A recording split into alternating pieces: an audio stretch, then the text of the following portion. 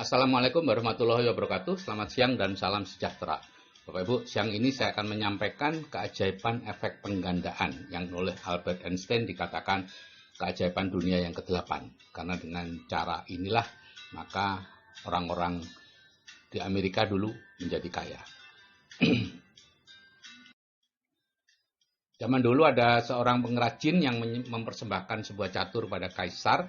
Kemudian dia dipanggil oleh kaisar dan ditanyakan mau minta apa.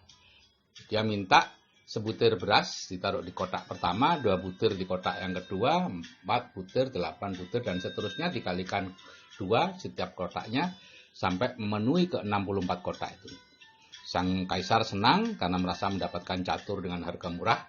Kemudian mulai menyuruh kokinya untuk mengambil beras. Ditumpuklah di situ, di jalur pertama sampai 128 ada tumpuk kecil, kemudian 256, 508, 1 kotak, 2 kantong, 4 kantong, dan seterusnya. Begitu 32 kantong, raja mulai sadar bahwa ini tidak betul. Akhirnya dipanggil ahli matematika dan ditanyakan berapa sebetulnya yang dibutuhkan kalau dikalikan 2 kali di setiap kotak. Untuk memenuhi 64 kotak dibutuhkan beras sebanyak 18 juta triliun butir beras. Itu adalah hasil beras di seluruh dunia dikalikan 10. Akhirnya raja membatalkan perjanjiannya dan menggantikan dengan sejumlah tanah. Nah, efek penggandaan bisa digunakan untuk apa saja, Bapak Ibu? Ya, ini pemanfaatannya. Kalau secara konvensional, berbunga perbankan, instrumen investasi lain, dan semuanya menggunakan itu, yaitu kelipatan, investasi ternak, dan lain-lain. Kalau non-konvensional, ya networking, ya jaringan konsumen. Anda bisa baca di buku The Parable of Pipeline atau Networking One-on-One dan sebagainya. Banyak cerita tentang ini. Nah, misalnya ini pemanfaatan efek penggandaan pada ternak. Ya, seekor sapi jantan muda seharga 10 sampai 12 juta, kalau dirawat 1 tahun akan berharga 2 kali lipat. Jika dirawat orang lain dengan paruh padi, kita akan mendapat keuntungan 50%. Jadi aset kita akan setiap tahunnya berkembang 150% atau naik 1,5 kali lipat. Nah, misalnya nih, Anda menabung 1 juta sebulan selama 10 tahun. Ya. Dan setiap tahun dapat 12 juta kan, kita belikan 1 ekor sapi bakalan. Maka ini yang akan terjadi, Bapak Ibu. Tahun pertama Anda punya 1 ekor sapi. Tahun kedua 1 ekor sapi jadi 1,5, ditambah 1 lagi yang Anda beli jadi 2,5, menjadi 3,75, tambah 1 4,75, bulatkan jadi 5. Tahun keempat jadi 8,5, 14, 22, tahun ke-7 34, 52, 79, tahun ke-10 118 ekor sapi. Anda hanya membeli 9 ekor sapi selama 10 tahun. Tapi sapi Anda menjadi 118, atau kita bulatkan 100 ekor, dirawat 50 orang, sudah 50 orang, maka Anda seperti punya 50 pabrik atau 50 perusahaan kecil yang dirawat oleh ahlinya, ya, direktur ahli. Saya kalau menitipkan sapi, saya tidak pernah tanya-tanya dia bagaimana cara merawatnya, tidak pernah saya beritahu harus begini-begini, tidak, itu terserah dia, gitu ya, karena dia punya separuh dari sapi itu. Nanti kita akan lihat aja, beberapa tahun kemudian akan melihat perkembangannya bagaimana. Nah, kalau kemudian tahun ke-11 dan seterusnya, Anda akan mendapatkan penghasilan pasif 50% kali 100 ekor sapi. Ya, misalnya mulai tahun ke-11 Anda sudah mulai memakai atau mengambil manfaatnya.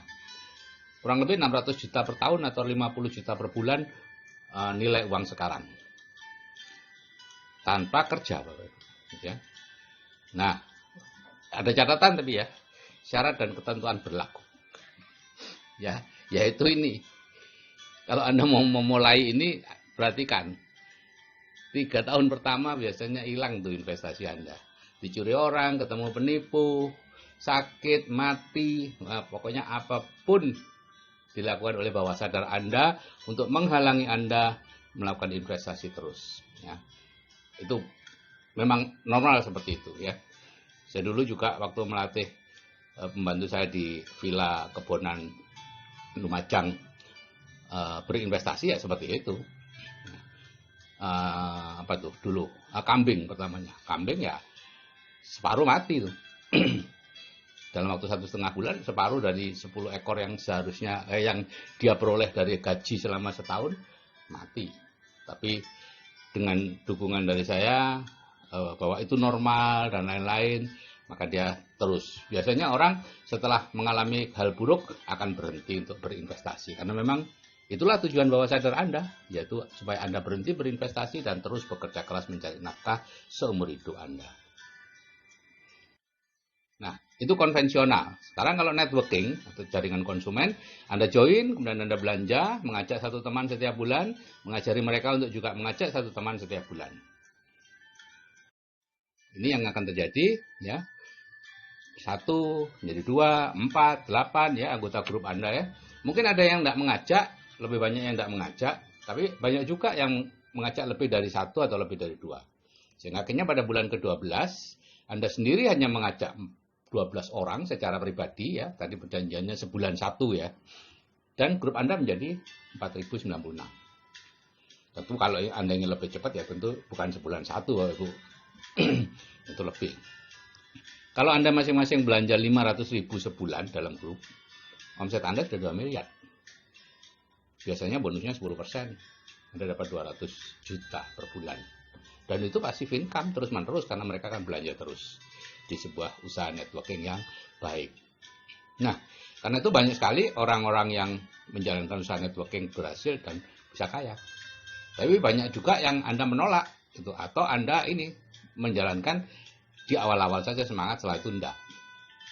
Karena syaratnya ini, Anda harus tahan 3-4 bulan pertama bekerja serius belum mendapat uang. Anda tahan enggak? Kalau Anda tahan, Anda akan sukses. Kalau enggak, ya sudah, berhenti aja. Kerja lagi seumur hidup. Bapak Ibu, Jack Ma pada waktu membangun Alibaba tahun 94, itu 3 tahun pertama dia tidak mendapat uang sama sekali dari Alibaba. Ingat ya, bukan tidak mendapat untungnya, tidak mendapat uang. Karena dia memang tidak menarik uang dari orang-orang yang dibantu, pedagang-pedagang yang memasarkan lewat webnya itu. Tapi sekarang Jack Ma menjadi orang yang terkaya di Cina. Dan orang-orang pedagang-pedagang yang dia bantu, ya tetap aja hidupnya seperti itu. Gitu ya. Tidak akan bertambah kaya. Nah, itu Bapak Ibu, mengenai efek penggandaan. Tapi Bapak Ibu, hasil akhirnya tergantung isi pikiran Anda. Ya, nanti biasanya kalau saya mengupload begini ada banyak pertanyaan tentang teknik. Pak, bagaimana sapi cari orangnya gimana, bla bla bla. Tidak penting. Apapun teknik yang Anda pikirkan, apapun cara yang Anda pikirkan, tidak penting. Karena itu tidak mempengaruhi hasil. Hasil dipengaruhi oleh bagaimana isi pikiran Anda. Apakah plafon rezeki Anda sudah naik? Atau masih segitu-gitu aja? Kalau Anda anggota BTD atau anggota program lanjutan atau CAA, apakah Anda sudah menyelesaikan programnya? Yaitu mendengarkan audio terapi bawah sadar 21 kali, 2 audio. Kemudian hadir di seminar yang ditunjuk. Saya tidak jualan seminar karena saya juga peserta di seminar itu. Apa sudah selesai? Kalau belum, udah deh. Nggak usah macam-macam investasi dan lain-lain karena isi pikiran Anda belum mendukung. Hasilnya tergantung isi pikiran Anda, plafon rezeki Anda.